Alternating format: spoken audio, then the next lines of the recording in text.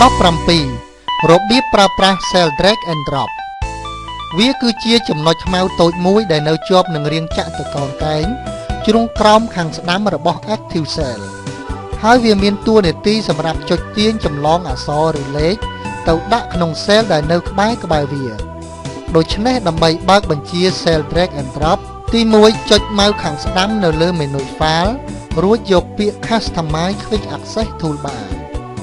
ទី2ចុចនៅលើ Advanced ទី3ចុចឲ្យឃើញសញ្ញា Tick នៅពីមុខពាក្យ Enable Field Handle and Cell Drag and Drop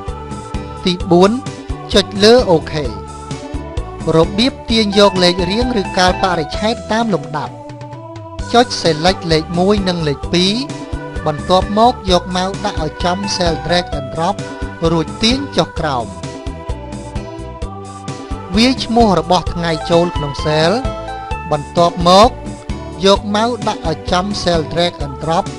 រួចចុចទាញចុះក្រោមឬទៅស្ដាំវាយឈ្មោះរបស់ខែចូលក្នុង Cell បន្ទាប់មកយកម៉ៅដាក់ឲ្យចំ Cell Drag and Drop រួចចុចទាញទម្លាក់ចុះក្រោមឬទៅស្ដាំវាយឈ្មោះរបស់សប្តាហ៍ចូលក្នុង Cell បន្ទាប់មក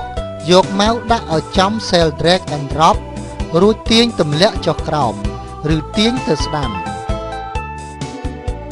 វាយឈ្មោះរបស់ត្រីមាសចូលនៅក្នុង Cell បន្ទាប់មក